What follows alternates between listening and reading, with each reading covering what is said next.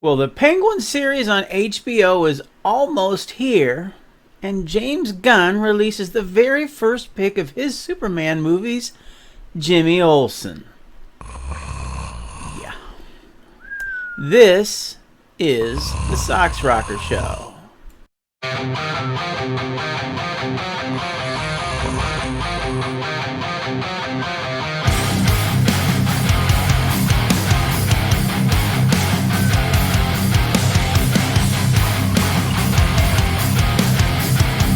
Hello, my friends. Sox here. It's been a while since the advent of San Diego Comic-Con and all that great news that DC dropped us a while back, and no more staged wink-wink leaked photos from James Gunn's Superman movie. DC news has been kind of, slim.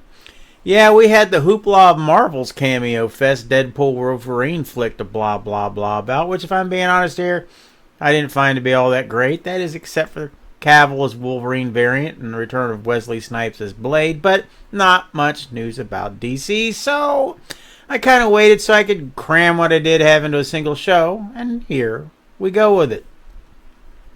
First and most recent, little Jimmy Gunn released the first official look of Skylar Gisondo as none other than Clark Kent's sidekick, little Jimmy Olsen.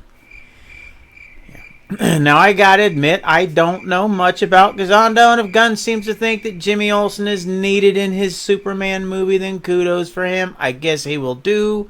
I say that only because me personally, I could care less about Jimmy Olsen. I never really got him anyways. In the comics, he always came off as a doofus, same as he did in the old black and white series, which is not to say that it didn't fit the times back in the day. I mean, everyone had a goofy sidekick back then, and Clark Kent, Superman, had Jimmy Olsen, in his bow tie and little green suit. Now, it's plain to see that Gunn is going for nostalgia in this film. Hence Olsen, those movie sets, and that corn sweat Superman suit with the big red underpants on the outside. And if that's what he wants, then so be it. I hope it works, and I hope a gazillion DC fans rejoice when they see it. I like where Snyder took the character, modernizing the times and actually making Jimmy Olsen someone who was not a goofball, but actually had balls and some dimension.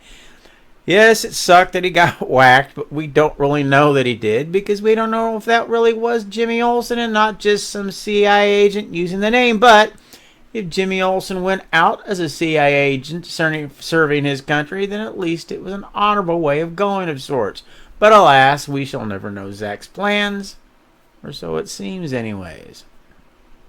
Now, there's been a lot of chatter and rumor going around about some secret casting that Gunn has in the up-and-coming Superman movie, and most of it revolves around someone from his Guardians days making the leap from Marvel over to DC. Now, like that's any big freaking surprise to anyone. Gunn is infamous for casting and recasting the same damn actors over and over again, as well as family members, and we all know that that is true. He's also infamous for creating his own rumors, as we see here in this post on X. But with all that said, who could it be? Well, if I had to guess, the prime two choices would be either Chris Pratt or Dave Bautista. And I say this because their careers haven't exactly skyrocketed since the end of the Avengers days. Yeah, they've made some movies over on Prime and Netflix, but nothing super spectacular. But they are big-name stars nonetheless, so why not make that leap?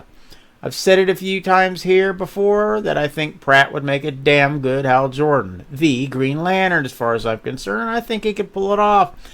Hal's cocky, smart, overly brave, and has a huge ego. In other words, he's Star-Lord in another supersuit.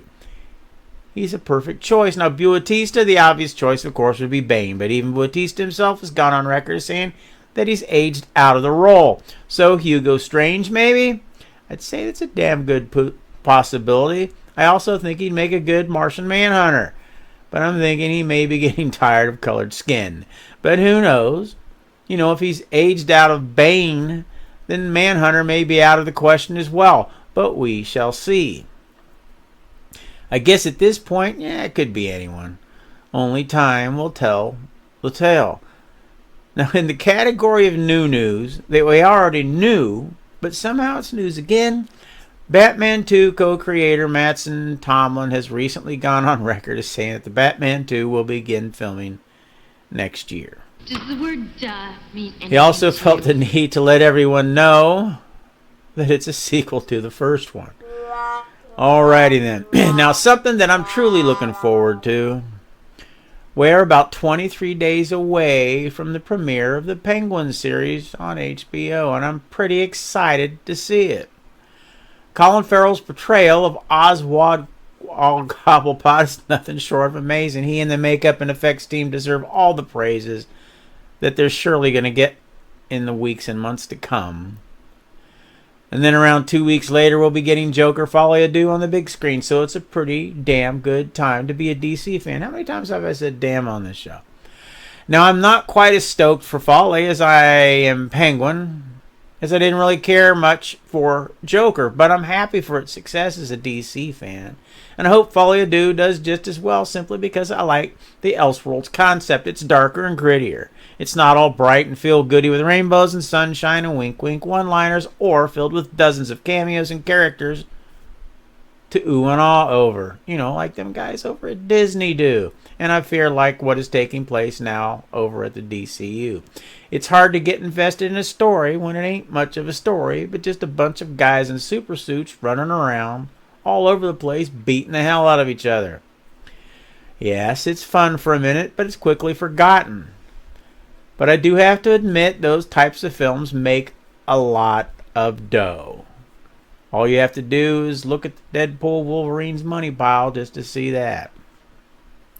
You know, I was kind of hoping that Snyder would have had the opportunity to finish his DC work in an Elseworlds project, but I'm starting to think that option may never transpire. And I do understand it in a way. I mean, Zack was the grand poobah once upon a time over at WBDC, and for whatever reason or reasons, his seat at the DC roundtable was removed.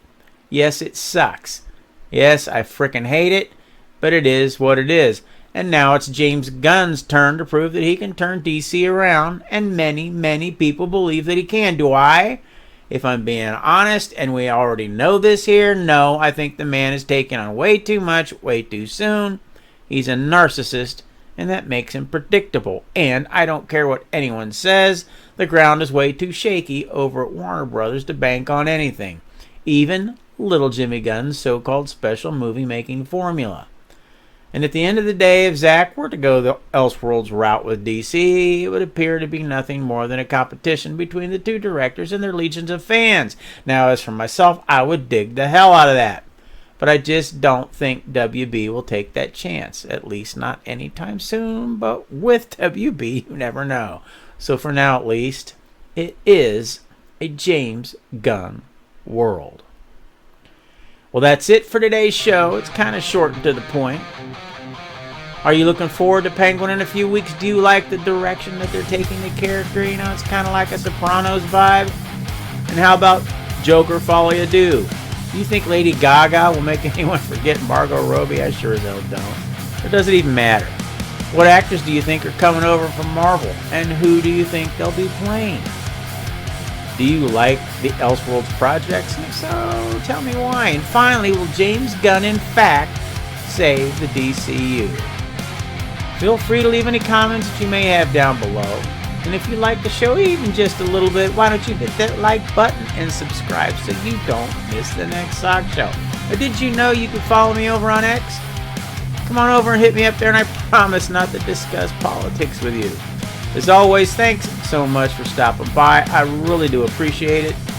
God bless, and Socks out.